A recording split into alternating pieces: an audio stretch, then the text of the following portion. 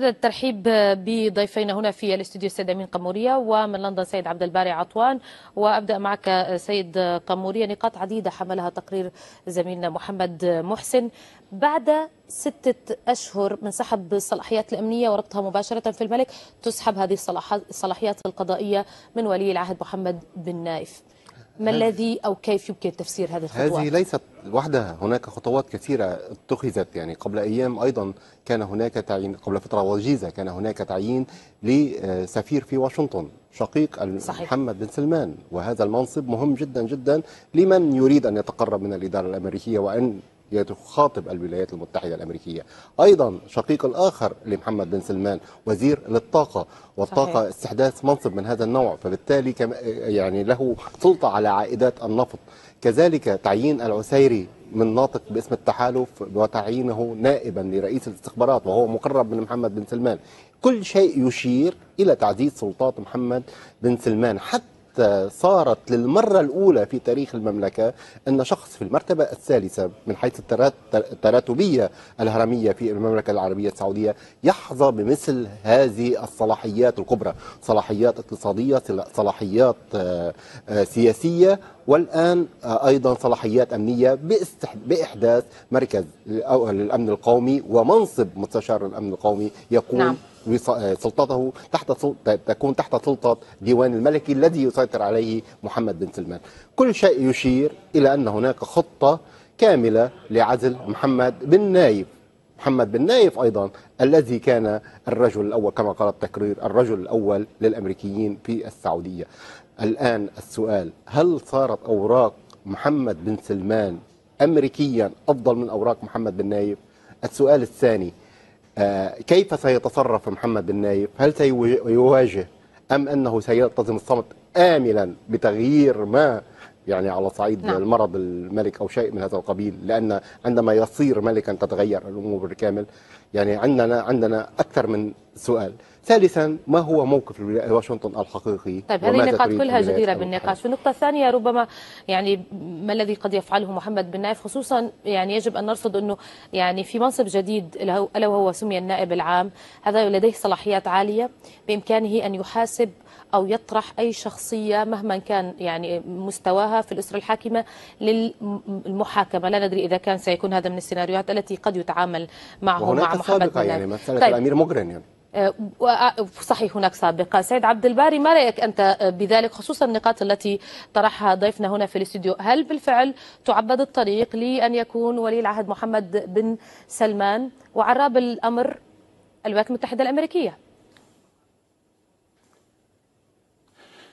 يا ست رامية، هناك 3 محطات رئيسية أو 3 جهات رئيسية تصبح ضرورية أو حتمية في حالة تعيين أي عاهل سعودي منذ فترة طويلة. هذه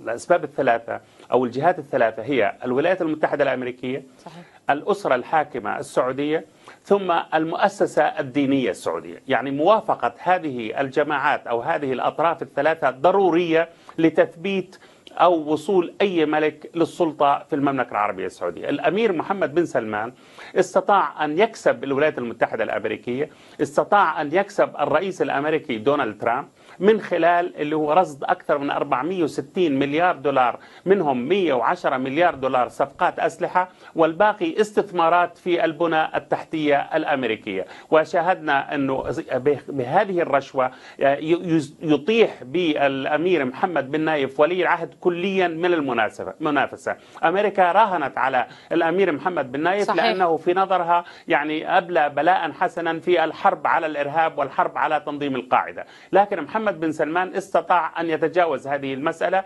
واستطاع أن يكون الأقرب إلى قلب الإدارة الأمريكية والحالية على وجه التحديد. بالنسبة للعائلة الحاكمة، العائلة الحاكمة السعودية أو آل سعود مغيبون بالكامل عن المشهد السياسي. استطاع محمد بن سلمان أن يعين الأمراء الموالين له في مناطق المملكة، في المحافظات، في الإمارات الرئيسية، واستطاع أن يشكل مجلس الوزراء أيضا أيضا حسب هو رؤيته للحكم. فمجلس البيعة الذي كان من المفترض أن يصادق على ولي العهد أو يصادق على الملك، هذا المجلس تم حله والأمير سلمان تجاوزه كليا وعين ابنه وعزل الأمير مقرن. المسألة الثالثة اللي هي المؤسسة الدينية، أيضا المؤسسة الدينية استطاع الأمير محمد بن سلمان أن يحجمها بالكامل وأن يضعف هيئة الأمر بالمعروف والنهي عن المنكر.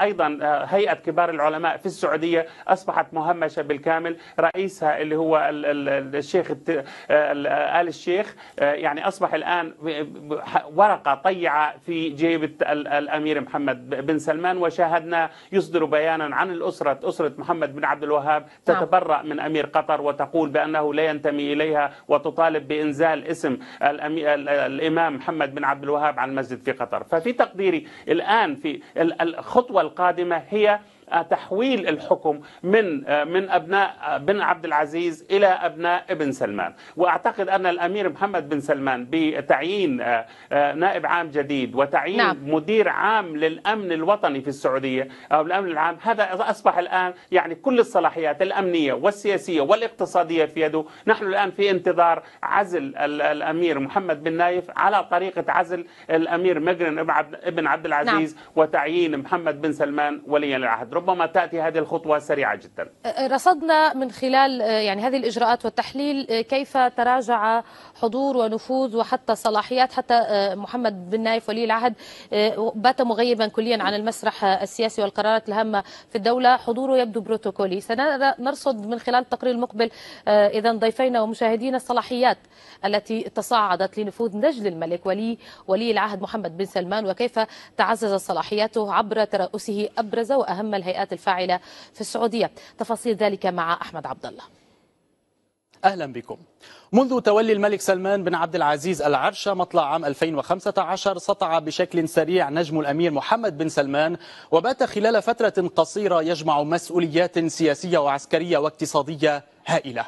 هذا الشاب البالغ من العمر 32 عاما يعد مقربا من والده ويتولى مناصب عديدة، هو النائب الثاني لرئيس مجلس الوزراء ووزير الدفاع وأيضا ولي العهد. وبحسب سيرته الذاتية المنشورة على الموقع الإلكتروني لمؤسسته الخيرية مسك، فإن بن سلمان تقلد مناصب عديدة خلال مشواره المهني، وذلك قبل البدء في ممارسة مهماته في الحياة السياسية. عمل الأمير محمد بن سلمان منذ عام 2009 مستشارا لوالده الذي كان حينها أميرا للرياض، ورافقه عندما عين وليا للعهد عام 2013.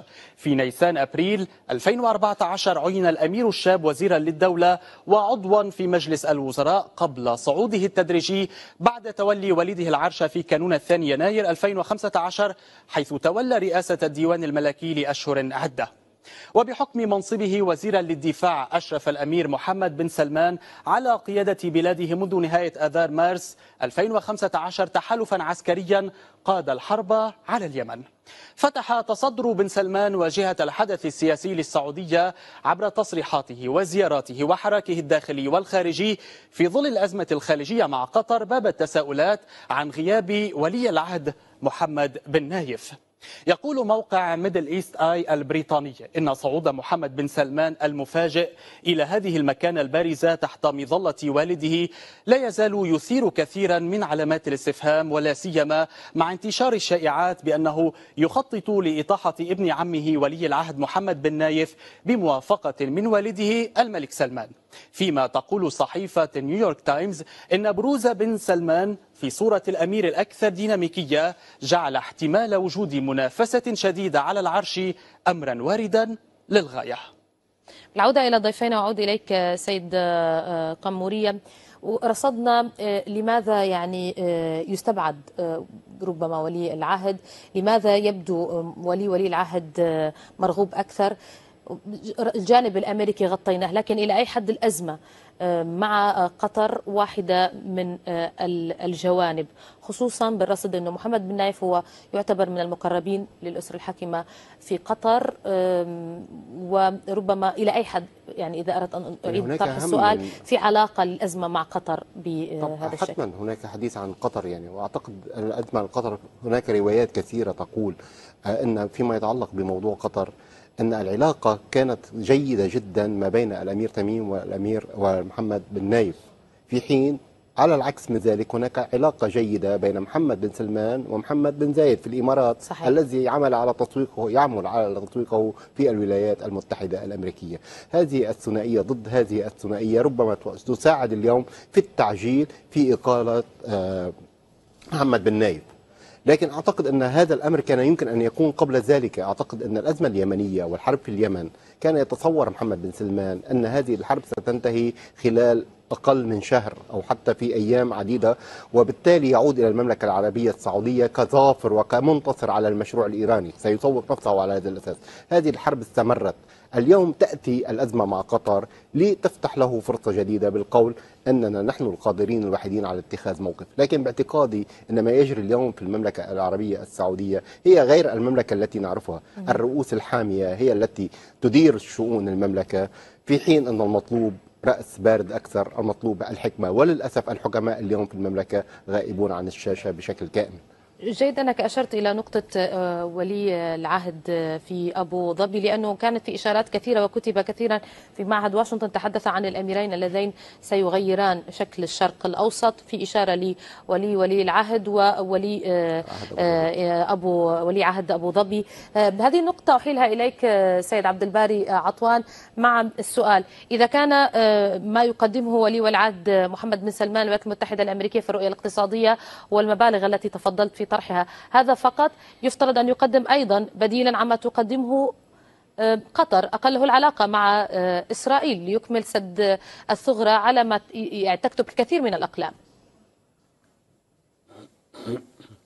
يعني من الملاحظ ست رامية، وأنا تابعت معظم اللي ما يكن كل أحاديث الأمير محمد بن سلمان التلفزيونية، لم يتطرق مطلقا لقضية الصراع العربي الإسرائيلي، لم يوجه كلمة واحدة انتقاد حتى لو خفيف جدا لدولة الاحتلال الإسرائيلي، ولم يتطرق إطلاقا للشعب الفلسطيني على الإطلاق. وهو الذي كان يدعم باستمرار اللي هو هذا التوجه بالانفتاح على إسرائيل وإقامة علاقات معها. وبنيامين نتنياهو قال أكثر من مرة بأن العلاقات بين المملكة العربية السعودية وإسرائيل جيدة جدا ولا تحتاج إلى دعم. النقطة الأخرى أن الرئيس الأمريكي دونالد ترامب دشن أول رحلة طيران مباشرة بين الرياض وبين القدس المحتلة أو بين تل أبيب، وطار مباشرة من الرياض إلى تل أبيب، وهذا يؤكد بأن هناك توجهات من قبل الأمير محمد بن سلمان الحاكم الفعلي للمملكة العربية السعودية بالانفتاح أكثر نحو إسرائيل. أيضا نقطة أخرى هي العداء لإيران. الآن يعني هناك قناعة راسخة لدى الأمير محمد بن سلمان والمجموعة المحيطة به بأن إسرائيل يعني ستكون هي العضو الرئيسي في التحالف الذي ربما يواجه إيران عسكريا وسياسيا. فأعتقد من هذه الرؤية واضحة. أنور وزياراته ولقاءاته مع المسؤولين الإسرائيليين واضحة. الأمير تركي الفيصل رئيس الاستخبارات السعودي السابق التقى إذا سيد عبد الباري، وعذرا للمقاطعة، مطلوب الآن أنه أن يقدم بديلا عن قطر، ومطلوب أيضا أن تخرج قطر من المشهد بطبيعة الحال، لأنها ستؤثر حتى على وصول، إذا ما بالفعل وصل ولي العهد إلى إلى الكرسي الملكي، لأنها تمتلك ربما بعض الأدوات لمنع ذلك. أعود إليك سيد عبد الباري عطوان. نحن نرصد خطوة يفترض متوقعة على خلفية النزاع الخليجي أو هذا الخلاف مع قطر، ارتداده بهذا الشكل بداية على الهيئة العليا للمفاوضات. ست رامية ركزي معي شوية. الآن المملكة العربية السعودية ودولة الإمارات ومصر ومصر، معلش أنا والله لسه صايم، لسه ما افطرناش، معلش سامحيني. مقبول إن شاء الله. يعني الآن المملكة العربية يعني بدنا نص ساعة للإفطار. على أي حال، المملكة العربية السعودية الآن تريد تجريد قطر من ورقتين مهمتين جدا. الورقة الأولى هي ورقة حماس والمقاومة الفلسطينية، والورقة الثانية هي ورقة المعارضة السورية.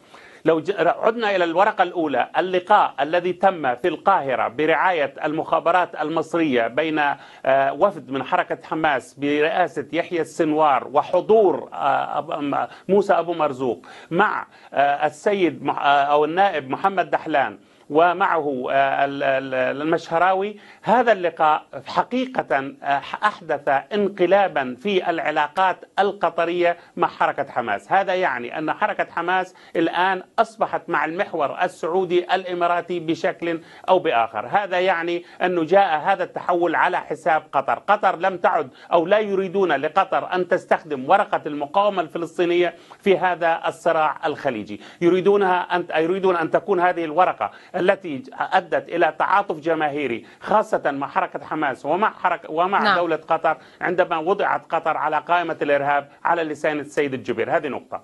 النقطة الثانية هي المعارضة السورية. الآن هناك خطة لعقد مؤتمر جديد للمعارضة والهيئة العليا للمفاوضات وإبعاد كل العناصر المحسوبة على دولة قطر زي رياض حجاب، ربما معاذ الخطيب وحركة الإخوان المسلمين أو ممثلي الإخوان. نحن نعرف أن هناك 3 جهات ممثلة في الهيئة العليا للمفاوضات: قطر أو أنصار قطر، أنصار تركيا، وأنصار المملكة العربية السعودية. نعم. نحن نعرف أن علاقة المملكة العربية السعودية مع قطر ومع تركيا في حالة توتر شديد جدا. الآن المملكة العربية السعودية تريد الاستئثار بورقة المعارضة السورية وأن يكون في الهيئة العليا هم الممثلون الذين يدينون بالولاء أو بالعلاقة الجيدة هل مع ستستطيع فعل ذلك قادم؟ سيد عبد الباري، ما الذي يمكن أن نراه في هذا الاجتماع؟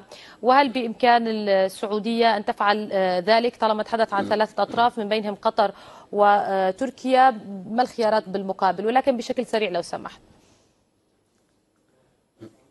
لا، أنا في تقديري تستطيع يعني تستطيع أن تبعد أنصار قطر في الهيئة العليا للمفاوضات أو في المعارضة السورية بدون مشاكل كبيرة. لكن عندما يأتي الأمر لتركيا ربما يكون الأمر أصعب. لكن على أي حال تركيا لديها الائتلاف الوطني السوري وهو يتواجد في إسطنبول وهو يمثل تركيا بشكل مستقل حتى عن الهيئة العليا للمفاوضات. على أي حال هي معركة ستكون بين السعودية وبين قطر وبين تركيا. نعم. شكرا لك سيد عبد، يعني لا نتوقع أن تكون سهلة. شكرا جزيلا لك سيد عبد الباري عطوان، رئيس تحرير جريدة رأي اليوم الإلكترونية، كنت معنا مباشرة من العاصمة البريطانية لندن على كل ما قدمته لنا في مسائية الليلة.